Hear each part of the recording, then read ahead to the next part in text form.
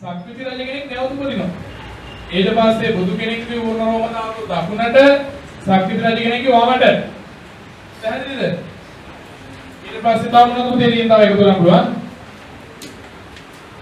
ඔව්.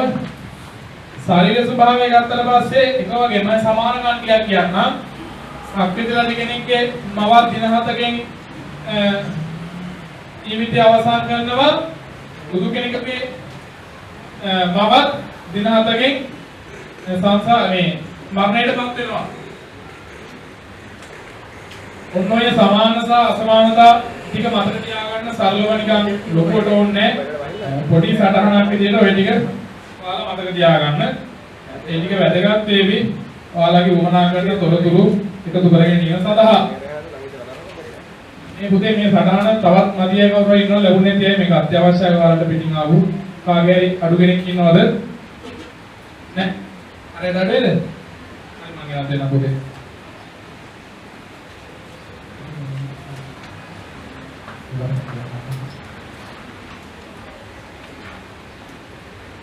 පුතේ එතකොට ඒක මම අමතර මතක් කළේ මට ඒක නිකන් අර ෆෝන් එකේ ඉතින් මෙච්චර කතා කරපු එකේ ඕක මොකද්ද කියලා නේද? ඊට පස්සේ එතකොට කොහොම නමුත් මේ අයගේ රූප හදන්න හොඳ එහෙනම් ඔයාලා කල්පනා කරන්න මගේ රූපයක් හදන්න හොඳ වැඩි කරනවා කරන පස්සේ ඔයාලා කල්පනා මගේ එකක් කියන්නේ මේක මගේ එකක් නෙවෙයි ඔයාලගේ එකක් ඔයාලා කල්පනා කරන්න. ಭಾರತයේ පැතිර ගිය විවිධ කලා සම්ප්‍රදායන් ටික පුතේ කියමු පහක් තියෙනවා. එක කියන්න මට වෙන්නේ එක අනික අනිත් එක ඊළඟ එක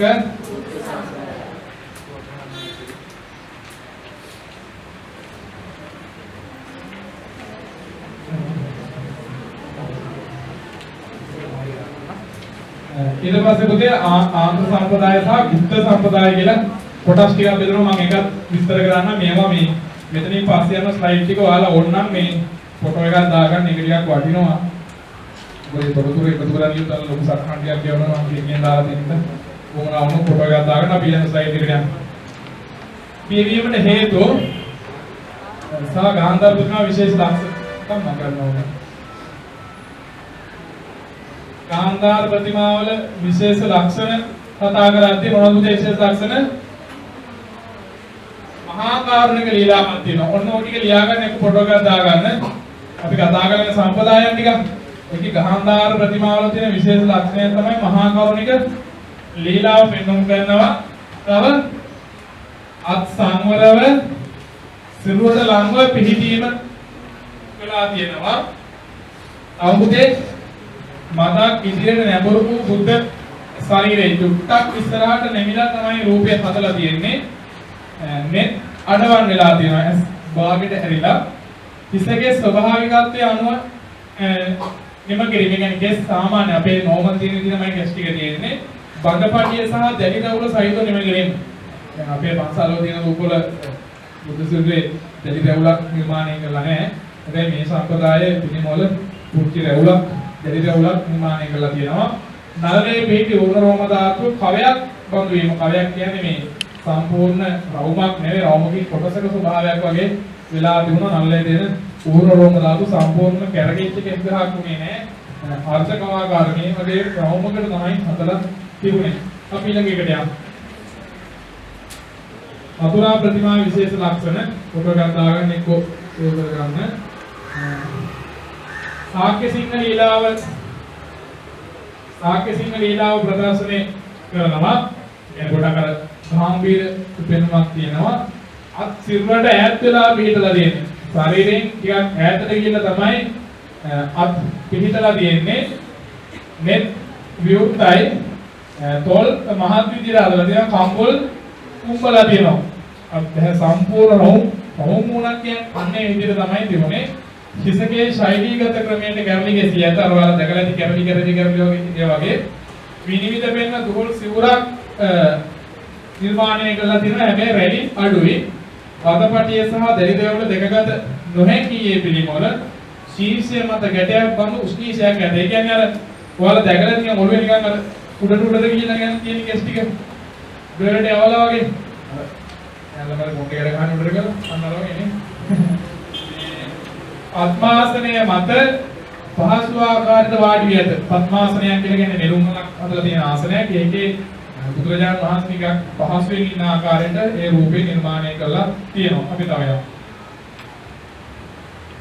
අමරාවති ප්‍රතිමාවේ විශේෂ ලක්ෂණ අපිට කතා කරන්න තියෙන්නේ.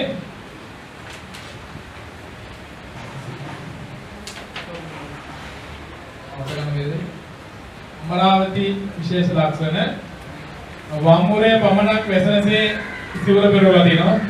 වම් පැත්තේ උරේ පමණ. ඒ කියන්නේ අපි සිවුර පෙරවන්නේ මේ දකුණේ එළියනේ. ඒ විදිහට තමයි ඒ රූපේ හදලා දෙන්නේ. සිවුරක් නිර්මාණය කරලා තිබුණා. ඒකේ වම් පැත්තේ මේ අපේ වගේ සිවුර පෙරවලා තිබුණේ. අපේ මුද්‍රා ක්‍රමය භාවිතා කරලා තිබුණා. මුද්‍රා ටික අපි ආදි කතා කරනවා. හිතකේස් නොදැක්කේම කෙස් දකින්න නැහැ. ප්‍රව මොහොන මත විවෘත දේ ඇස් දෙක හොඳටම ඕපන් විවෘත කරලා තියෙන එක දැකලා දකින්න ලැබෙනවා. ඊට පස්සේ බාහිර අලංකාරයට නැත්නම් පිටින් රූපේ ලස්සන කරන්න ලොකු උනන්දුවක් දැකලා තියෙනවා.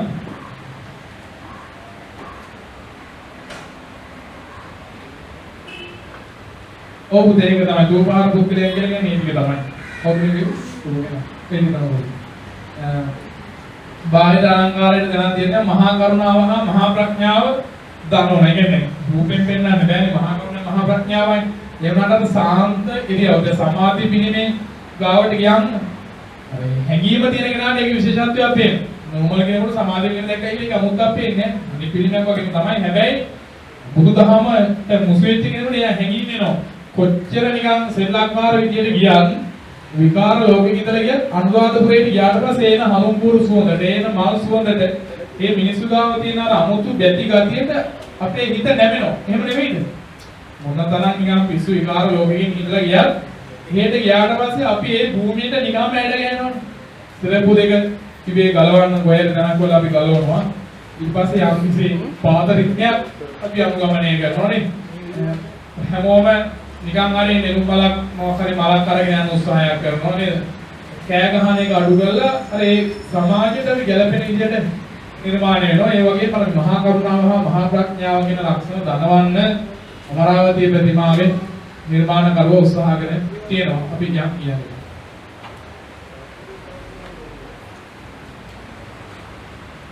ගුප්ත ප්‍රතිමා විශේෂ ළඟට හරි ඔබ තමයි. ගුප්ත ප්‍රතිමා වල වශයෙන් අහපුවාම නිකන් ගුප්ත හැඟීමක් වෙනවා කියන්නේ නේද? හැබැයි ඒක හරි ලස්සනයි. මොහොනේ ශාන්ත බව. මොහොන ඇත්තටම අර ලස්සනට සංසුන් වෙලා තිනවා. සාන්තයි පෙනෙන.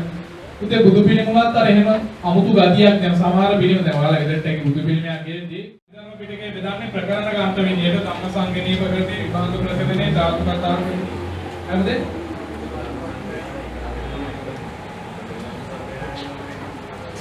පුතේ අභිධර්ම පිටකයක් විදිහට සංග්‍රහ කරනවා. ඊට පස්සේ ඒක බෙදීම පටන් ගන්න ඉතින් තමයි ප්‍රකරණ ගාන්ත විදිහට තමයි අභිධර්ම පිටකය සම්පාදනය වෙන්නේ.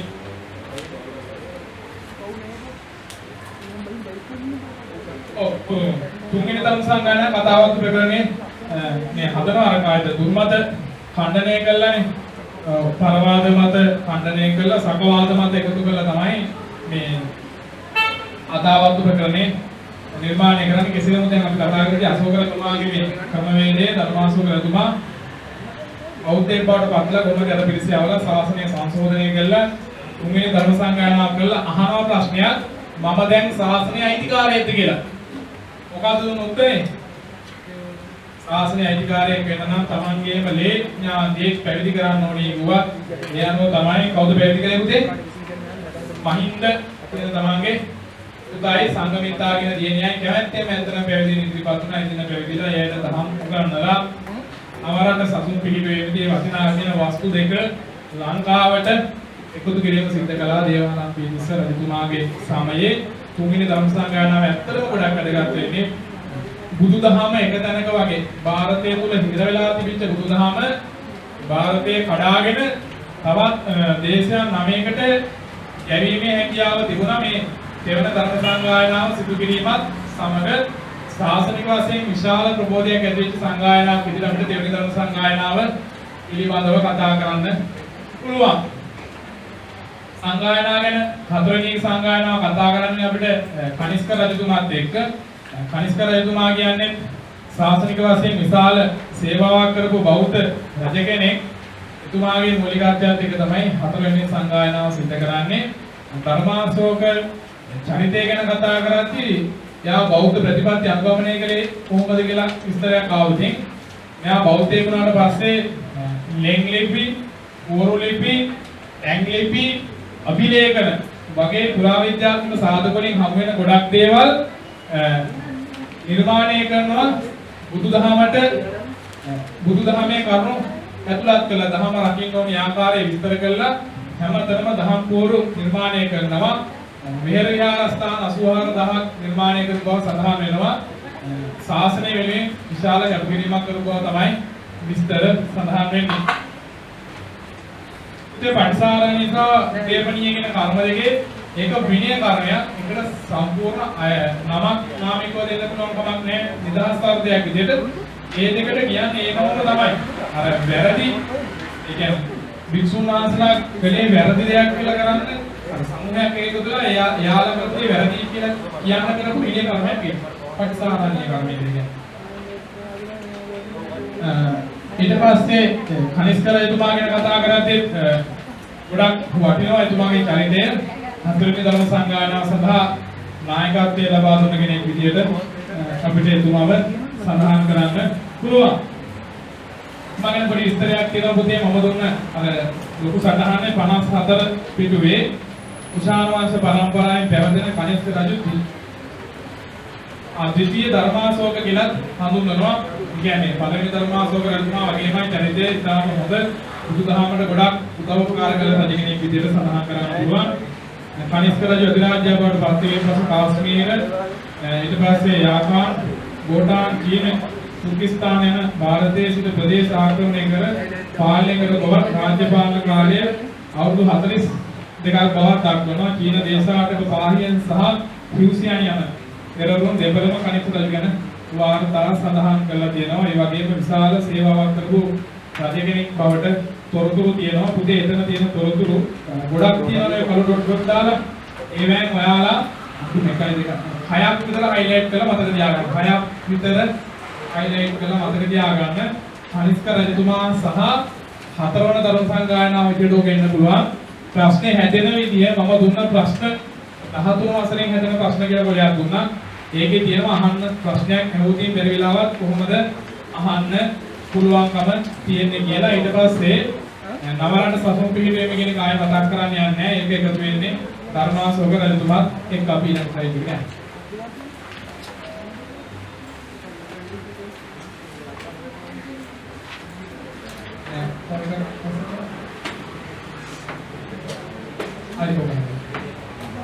යනවා.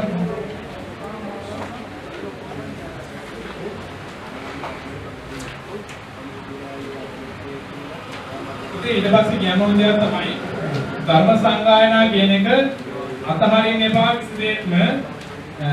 ධර්ම සංගායනා වලින් 1 2 3 4ම හතර තනියෙන් එන්නේ නැහැ. හතරෙන් සංගායනාවේ ගායකද කනිෂ්ක රජතුමාත් එක්ක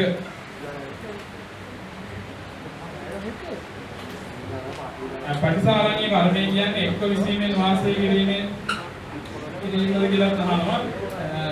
පටිසාරණීය වලට ආයිත් කියන්නේ පුතේ ඒ අය කරගත්ත පිළිවෙත වැරදි කියලා එක්කව මතවාදයක් පමණයි. ඒක හරියටම මේකයි කියලා කියන තරම් අදහසක් නැහැ. අනික ඒ ගැන විශේෂ බයක් ඇති කරගන්න එපා. පටිසාරණීය කර්මයන් කොහොමද කියලා අහන්නේ නැහැ නේද? බෞද්ධ විශ්වවිද්‍යාල වල අපි යමු. විශ්වවිද්‍යාල ගොඩක් තියෙනවා. ඒකෙන් අපි විශේෂයෙන් බලා ගන්න ඕන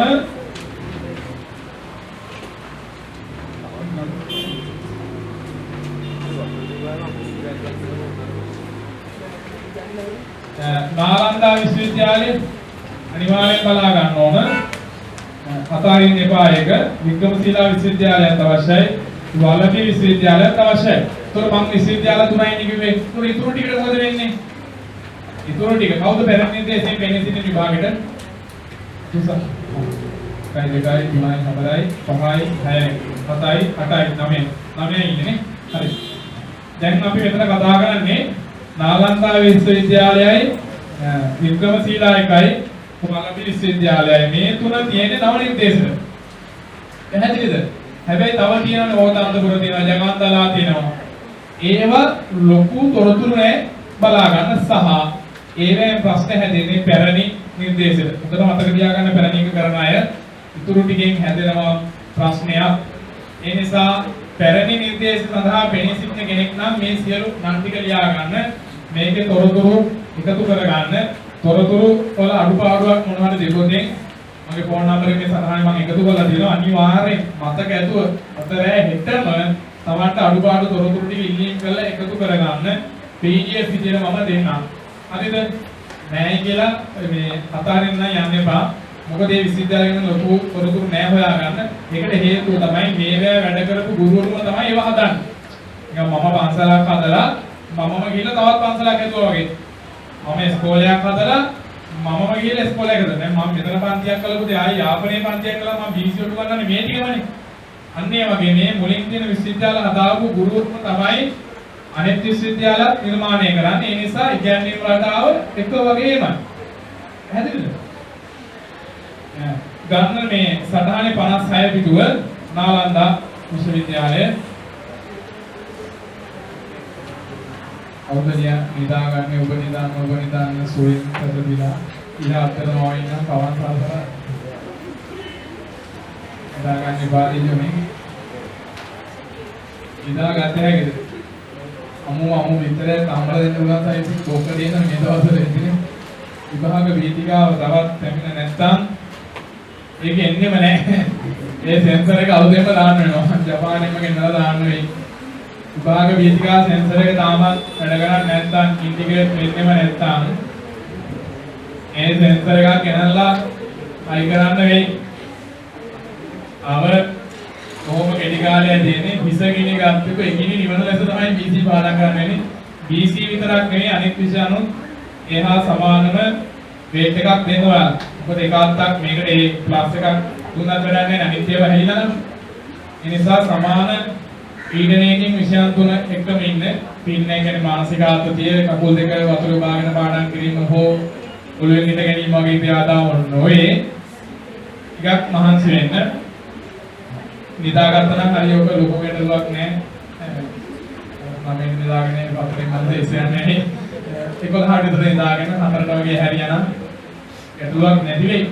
පුතේ තවත් එකක් දෙනවා අපි පාන්දර 2 වෙනකම් වැඩ කරන්නේ. පරණ ගෝලියෝ ගන්න මම පාන්දර 2 වෙනකම් අනිවාර්යෙන් දෙකමාරයි. සමහර දවස්වල ලියලා වැඩ කරද්දී ටෙලිග්‍රෑම් එකේ උත්තර එවනේම බලා ගන්න මට පණ නැහැ අන්තිමට. ෆෝන් එක හිර වෙනවා. ඒක ඕෆ් කරලා ඔන් කරලා පිස්සු නඩලා තමයි උත්තර ටික බැලුවේ. එපා වුණා. ඒක මම මොබයිල් කරපු දෙයක් මට මතකයි මේ මොකක්ද හිතනවා මතක් නැති අය. අද නම් ඇවිල්ලා නැතුව ඇති. ගොඩාක් ළමයි නිකන් මගේ account number එකක් කොහෙන් හරි වාගෙන සල්ලි දාලා තිබුණා මේ එන ගාණක් මගේ account එකට මම දැන් පොත අප්ඩේට් කරන්න යන්නේ බැංකුව පොතේ සල්ලි හිතා ගන්න බැරි විදිහට බැරි නම් ටෙලිග්‍රෑම් එකේ ඉන්න ළමයි මට 500 1000 3000 ආව බැරි වුණා අවුරුදාලද අදටත් මම දන්නේ නැහැ අතන මේකට කවුද සල්ලි දැන් මේකට එක ළමයි කොහමද සිස්ටරයක් කිව්වෙන්නේ මම සල්ලි වගේ දැන් මහා හම්බුනේ කියලා කිව්වෙත් නැහැ ඒක මම හිතනවා මම නොමිලි කරපු එකට යාලා අවුරුදු මම දන්නේ ගම්මුලා වගේ ගාත තීරණයක් වෙන්නේ නැති කියලා එසේ නමුත් ඒ දවස්වල මම ඇත්තටම 2:00 3 වෙනකන් හිටියා. ළමයින්ට තෑරලා ගියා දෙමව්පියෝත් කතා කළා. ඊට පස්සේ හැම ගුරුවරයාම ටෙලිග්‍රෑම් එකට වයින්න පටන් ගත්තා. ඊට පස්සේ එක BC මන්තිය දෙක තුන වුණා. මටත් යකාන එක මගේ ගෲප් එක මම ට්වීට් කරලා ආයි chat කරලා කට්ටියද වැඩේ ඊට පස්සේ ටික සවුත් වුණා. ඊට පස්සේ ඒක බෝධනාගේ මුදල් මත එන්නේ අංකයක් වුණා. අද වෙද්දි පස්සේ මම අදත් එක්ක ඊයේත් එක්ක ඉතින් කමන්නේ කවුරු ජීවත් වෙනවා කායිවා බඩේ පාරක් ගන්න මගේ අදහසක් නැහැ. එතනමොත් ඒක හොඳ බිස්නස් ඒරියා එකක් වඩ වත්ලා දුන්නා. ඊට පස්සේ ළමයි ආදි වඩන් එනවත් ඒ කියන එක නැවතුවා. ලියලා පෙන්නන්න කොට පස්සේ ඒකේ උත්තර දීලා ඒකව පෙන්නන්න නැති වෙන පටන් ගත්තා. මොනවා ගුලා කියලා මම ඉතින් අතන්න දැම්මා. නේද? ඉතින් කරන්න දෙයක් නැහැ. පුළුවන් තරම් අල්ලගෙන හිටියා. ඔයාලා හැමෝම එකකින් මාව නිදහස් කළා නම් මම කල්පනා කළා ඒක අමාරුයි මම දනියම ඉන්නේ මම ගුලා කරන්න දෙන්න ඒක අතහැරියා. වැඩකට නම් මම ඒ උදව් කළා. මටත් ඔය භාගයෙන් පටන් ගත්ත විශ්වවිද්‍යාලේ කෙසේ හෝ ඒ දුරස්ලා තියෙනවා ඒ මම ආයෙත් ඔක පටන් ගන්නවා ලබන මාස 2 වෙනිදාට බොක්කරත්ලා ඉන්නේ සත්‍යීම ටිකක් හෝ නිමාලන්න ලබන මාස 2 වෙනිදා ආයෙත් මම ටෙලිග්‍රෑම් ගෲප් එක සක්‍රීයව පටන් ගන්නවා ඒකට ආයෙත් එකතු වෙන්න එතකොට තියෙන ගැටලු ටික ආන්තර දෙක ගන්න හැම ඉඳලා ලියා ගන්න පුළුවන් මේ සහයෝගය අනිවාර්යයෙන්ම දෙනවා. 100% විශ්වාසයි. නිසා කවුරුත් අමාරුවේ දාන්න කිසිම අදහසක් නැහැ. නොඑක් දේශවලින් එකතු වෙච්ච ඇමෙතන ඉන්නේ. ඒ හැමෝටම සහයෝගය දක්වන එකසේ ගොඩාක් දුෂ්කර පළාත්වල අහලා තියෙන අනුරාධපුර කලෙම දුර වේවා මේ කියන්නේ ඉතින් ඇත්තටම දුෂ්කරයි නේ. මමින්ට නෑ මට විද්‍යාවතුරු ගොඩාක් කතා කරලා සෝරන විස්තර කතා කරලා දෙන සටහනක් නෑ ළමයින්ට ඉගෙන ගන්න මොනවාවක් නෑ තොරතුරු නෑ කියන. ඒ හැමෝටම පුළුවන් විදිහට උදව් කළා. ඒකට ඉතින් මෙන්නුනේ අපේ මෙන්නුනේ ඒකනේ අපිත් කියනවා ඔයාලා කොමනම් මාවත කියාද ඒක තමයි කරගෙන ආවේ. කිසිම විශ්වවිද්‍යාලයක කතා කරද්දී කැලණි කියලා අයින් කළා දාමු. නාලන්දා වික්‍රමශීලා වලපි යෝදාන්තපුර ජගන්දරා කියන පුරුදු අවශ්‍යයි. ඒකට අදාළ කෙටිසටහන විදිහට මෙතන තියෙන නාලන්දා විශ්වවිද්‍යාලය. නාලන්දාව තමයි පැරණිම ಭಾರತೀಯ බෞද්ධ විශ්වවිද්‍යාලය. ඕක විනාශ කරන්නේ කවුද පුතේ? ආරාන් කෙනෙක් නේව විනාශ කරන්නේ. ආරාන් කෙනෙක් තමයි ඔය නාමය බක්තියාර බීජී දිනව, කල්ජි කියලා දිනව, බලජි කියලා දිනව. එසේනම බක්තියාර කියන කෙනා තමයි ඔය විශ්වවිද්‍යාලය ඔක්කොම විනාශ කරන්නේ. ඔගේ විශ්වවිද්‍යාලෙ විතර ධාන්‍යාගාරය විතරක් සුනාසලා 10000කට ගන්න පුළුවන් වෙන වී අස්වැන්න තිබුණා කියලා කියනවා. ගිනි තියලා විනාශ කළේ. කාණේ වන්දවාදයෙන් උඩ තමයි ගිනි තිබ්බේ. තාමත් يعني පරිශන කරන කාලෙ වෙද්දී ගෙනාවපත් වී එහෙම පිච්චිච්ච නැති අර කොටස් ඉතුරු වෙලා තිබුණා කියලා තමයි පුරාවිද්‍යා පරිශනනේ හොයාගන්නේ. එසේ නමුත් 10000ක් විතර පිරිස එකතැන ඝාතනය කරලා විනාශ කළා මුස්ලිම් ආක්‍රමණික බක්තියාර්. ඒ නාලන්දා බෞද්ධ විශ්වවිද්‍යාලය තිබුණා නම් BC කරන්නට බුද්ධ ධර්මය කරන්නට යන්න තිබිච්ච ඉන්දියාවේ තිබිච්ච ලස්සන විශ්වවිද්‍යාලයක්. යාලා මොනවද වෙලේ කරන්න යන්නේ කියලා අපි කියන්නේ. ඒක නමුත් එහෙම දායාද දීපු පිරිසක් තමයි අපිත් එක්ක ඔය ඉන්නේ කියලා මතක තියාගන්න BC කරන්න නැතිද? නාලන්දා විශ්වවිද්‍යාලය ಭಾರತೀಯ බෞද්ධ විශ්වවිද්‍යාල අතරින් විශාල මහා කීර්තිමත් විශ්වවිද්‍යාලය. පුරාතන මගධයේ රජගහ නුවර එහෙම නැත්නම් වර්තමානයේ අද විශ්වයක් කරනවා නම් ඉන්දියාවේ රාජගිරි කියන ප්‍රදේශයේ. ඒ රාජගිරියම නෙමෙයි හොඳේ. මේ නෑ. ඊට පස්සේ ලංකාවේ බුදුහාමුදුරුවෝ බුදුනා වගේ මේ නාලන්දා විශ්වවිද්‍යාලය තිබුණා කියන්නේ මේ රාජගිරි. සිත සැතපොම් 8ක් කොටා වැතරද. කරාපොම උතුරේ නාලන්දා ගාමේ කියන්නේ පීඩලා තිබුණා පුරාවිද්‍යාත්මක සාධක හැම කොටගෙන තොරතුරු ගොඩක් මූලාංශ අභිලේඛන වලින් හම්බ වෙනවා. යුසියන් තමයි ඔය හැමදේම ඉතින් හොමුළු හොයාගත්ත එකම භික්ෂුන් වහන්සේ යුසියන් පාහියන් කියන්නේ මවතිලා වදින්න ඕන දෙන්නේ කේරෙන්න හිටියේ නැත්නම් මේ තොරතුරු අනාවරණය වේවිදෝ නොවේවිදෝ කික්සගේ කියනවා. යුසියන් නම් චීන ජාතික භික්ෂුව විසින් ලියන ලද වාර්තා වලින් හා චීන ජාතික ඉක්සි වාර්තා වගේ නාලන්දාවේ ඉගෙන ටිබෙට් දේශයේ ගොස් සිටි සුප්‍රකට පඩිවරුන්ගේ ටිබෙට්ය වර්තමාන සෙල්ලිවි මගින් 15 වෙනි සියවසේදී ආරානාථ විසින් ලියන බෞද්ධ ඉතිහාසය නම් ග්‍රන්ථයේ වර්ණ තොරතුරු අපිට හොයා ගන්න පුළුවන්.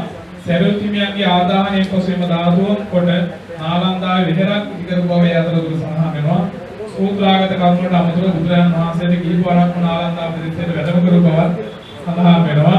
ක්‍රිස්තුවස් 615 සිට 755 තෙක් රජ කළ සක්කාදිට්ඨියවත් පළමුවන කුමාරගුප්ත රජු නාලන්දාවට අවශ්‍ය කරන ගොඩනැගිලි ඉදිකරදී උසස් අධ්‍යාපන මධ්‍යස්ථානයක් ලෙස දියුණු කර බව සඳහන් වෙනවා. ඕක පුතේ අහන්නේ ගොඩක් කෙටි ප්‍රශ්න වලට විස්තරාත්මක ඒවාට අහන්න පුළුවන්. ඒ නිසා ඉතුරු ටිකත් බලා ගන්න මේක එකක් ගන්න කියවල වැඩක් නැති නිසා මම එහෙම කියවන්න යන්නේ නැහැ. සඳහන් තියෙනවා අපිට ඊට වැඩි ගොඩක් තව කරගන්න පුළුවන් මේ කාලේ යොදා ගන්නට පස්සේ. මේකේ කුමනා කරන විෂය ධාරාවන් ටික ඊට පස්සේ උපාධිය ලැබීමට තියෙන සුදුසුකම් ටික පිටියේ වික්ෂුන් වහන්සේලාගේ ගණන ආදී සියල්ල මේ සටහනට ඇතුළත් කරලා තිබීම විශේෂත්වයක්. ඒ නිසා මේ විශ්වවිද්‍යාල ගැන ආයෙත් සිංහල Google search කරලා ප්‍රශ්න කරලා කමෙන්ට් දාලා අහන්න ඕනේ මොනවා කරන ඔක්කොම මේකේ කියන නිසා.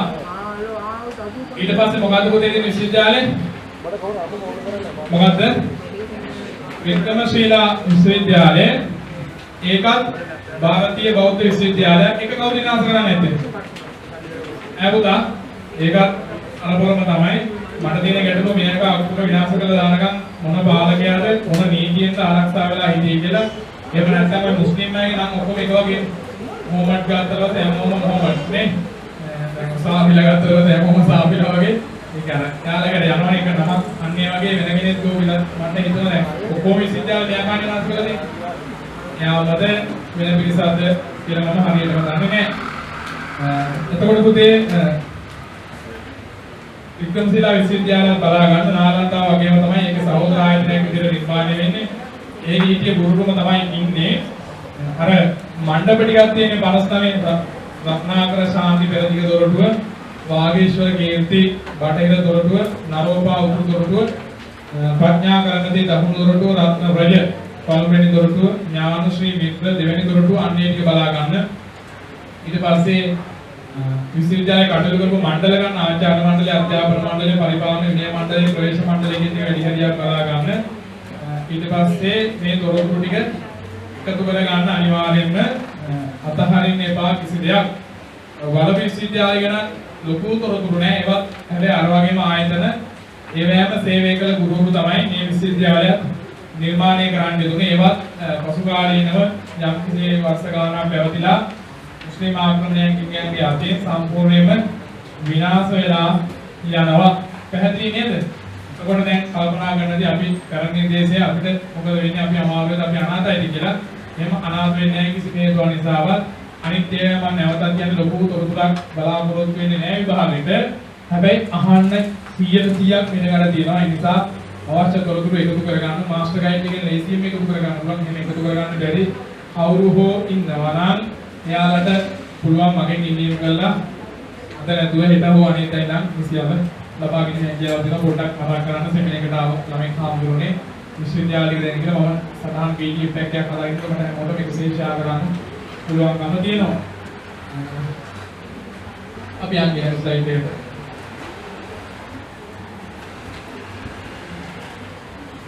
අහුණා. නැතවේ. හරි. ප්‍රාග් මහින්ද යුගය කියන්නේ මොකද කාලෙද උදේ? මහින්ද යුගය. මහින්ද රාජපක්ෂලා කරන ප්‍රාග් මහින්ද යුගය. ප්‍රාග් මහින්ද යුගය කියන්නේ බුදුදහමට ලැබීමට පෙරද බුදුදහම ලැබෙච්ච දවසද? ලැබීමට පෙර සමාජ වාතාවරණය මේක මතක තියාගන්න ඕනමයි. ඕනිද නැද්ද? මතක තියාගන්න ඕනිම. ඒ ඕනිමයි කියන්නේ. ඕනිම ගොඩක් දුන්නාට නේද? ඊට කියන්නේ ස්කිප් කරලා පිළිගන්න එක තෝරගන්නවා. ආගමික ඇදහිලි මොනවද පුතේ ප්‍රාග් මහින්දුගේ තුන ආගමික ඇදහිලි? ඊගන්න එපා. මොනවද තිබුණේ? ජෛන ආගම කියන එක තිබුණා ආගමක් විදියට. දැන් බුදුහාමුදුරුවෝ එන්නේ කාටද කියන බුදුහාමුදුරුවෝ තිබේ බුදුදහමක් තිබුණේ නැහැ. ජෛන ආගම තමයි තිබුණේ. යක්ෂ වන්දනාවක් යක්ෂයන්ට ගරු කිරීමදවල පාඬුකාරයේ උගත චිත්‍රාජ කාලයේ නේද නේද? ආරාමයම කරලා දෙන්නේ.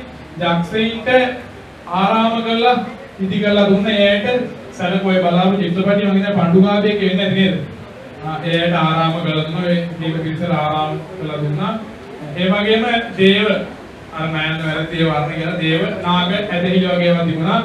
ඒ කියන්නේ ඔය ගොඩාක් තැන්වල එන දේවල් තමයි ඔය මැණික් කුඩුවට රන් වෙච්ච කතාවෙදිත් අපි කතා කරනවනේ මේ දේවනාග කියන්නේ සත්තු නෙමෙයි ඒ ගෝත්‍රයට ඒ කුලයට අයත් පිරිස කියලා දැන් අපි කියන්නේ වැඩි ජනතාව වුණාට පස්සේ අපිමනේ ඉන්නේ අපි වගේ නෙමෙයි ස්වභාවයක් වගේ ලොකුෙන් දන්නේ මන්දේ සුදු වෙනසු කියනවා මොනවද කියලා නේ අර මේසකට දෙන්නේ යාළගේ භාෂාවෙන් හැසිරීම රටාව අපේ සාමාන්‍ය හැසිරීම රටාවට වඩා ටිකක් වෙනස්. එච්චරම වෙනස කරලා තියෙනවා. නිසා ඇදහිලි කොයි විදිහද තිබුණේ සමාජ පසුබිම ගත්තාට පස්සේ මොකද උදේ වෙන්නේ? සමාජ පසුබිම කියන එක සම්පූර්ණයෙන්ම තිබුණේ වෙනස්ම ස්වරූපයක. මිනිස්සු ගස්ගල් වල වැන්දා ගස්ගල් පර්වත සතා සිව්වා මොකක් හෝ භූමියේ විශේෂ ලක්ෂණයක් තිබ්බනම් ඒවට වන්දනාමාන කරන්න පටන් ගත්තා. ඒකට හේතුව තමයි බය හේතුවෙන්. අර මුල් කාලේ වගේ තමයි ස්වභාවික ඒවා මොකක් හෝ විපතක් වේවිය හිතා ඒ අදුෂ්ඨමානයේ සලකාගෙන ඒවට වන්දනාමාන කරන්න පටන් ගත්තා. ඊට පස්සේ යම්කිසි කාලයක් ගත වෙද්දී බුදුදහම ලංකාවට ලැබෙනවා.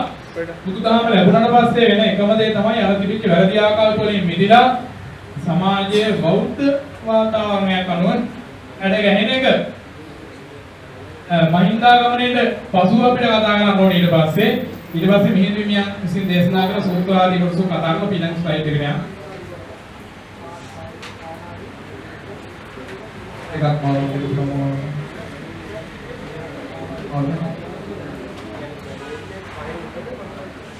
ඒකද තියෙන්නේ. හරි දේවානම්පියතිස්ස හරි ඔබ නේ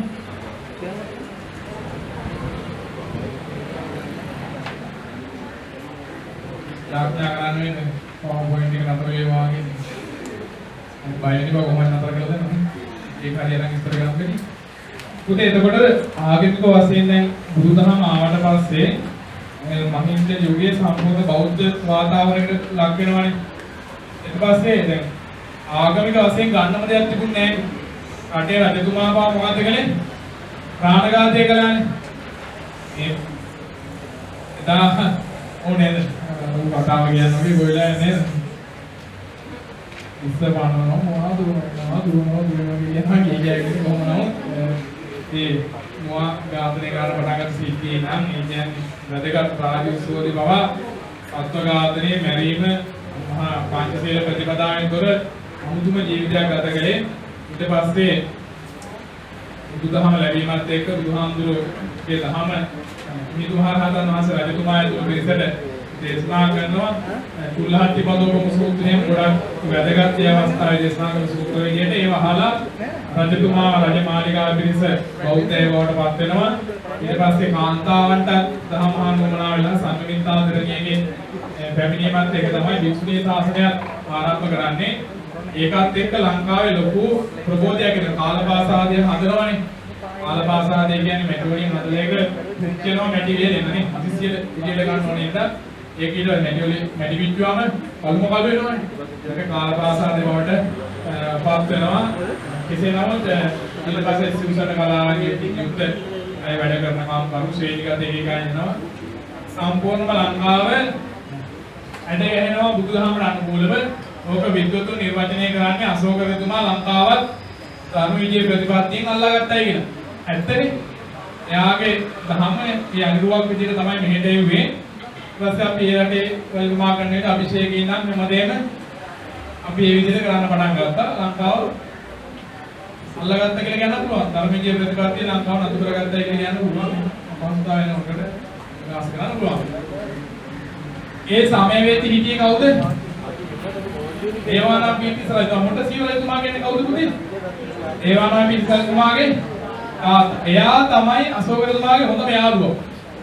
දේවානම්පියතිස්ස නෙමෙයි හොඳම යාළුවා මොට සීව රජතුමා. මේ දෙන්න තමයි හිතවත්කමෙන් ඉන්නේ.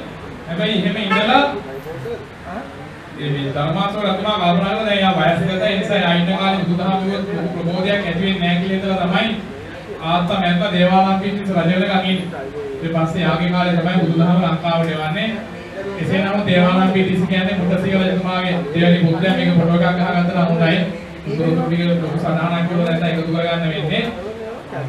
ධර්මාශෝක රජතුමාගේ මිත්‍රයෙක් මහින්දේ ප්‍රදාන ඉත්‍ය උත්‍ය සම්බල බද්දසාල සුමන සාමනේද බණ්ඩුපාසය කියන පිරිසක් මේ ගමනේදී පැමිණෙනවා මිස්රක පවුව නැත්නම් චේතිය බබ්බත කියන අසලදී තමයි දේවානම්පියතිස්ස රජතුමාට අවුද මිහිඳු මහ රහතන් වහන්සේව මුණ ගැසෙන්නේ එහි දේශනා කරන මොනවද උදේ කුල්ලහත්ති පදෝපම සූත්‍රය ඒ වගේ විමානවත්තු ඒතවත්තු දේවදූත සූත්‍රය බාලපඬිත සූත්‍ර කියන ඒවා දේශනා කරනවා එහිදී අරිට්ඨයමදී ඇතුළු 55 දෙනෙක් පැවිදි බවට පත් වෙනවා කණ්ඨක චෛත්‍ය අසන ඇටෙක් නමක් වස්සමාදම් වෙනවා මේ මිදුහාමුදුරන්ගේ පැමිණීම සිදුවෙච්ච සිදුවීමත් සමග ඒ වගේම දකුණු අකුදාපු දැන්පත් කොට ප්‍රථම ස්තූපේන තුම්පාරාමයේ පූජා කිරීම කළේ දේවානම්පියතිස්ස රජතුමා වික්ෂුණීන් උදෙසා හත්තාලක මෙහෙණවර කියන එක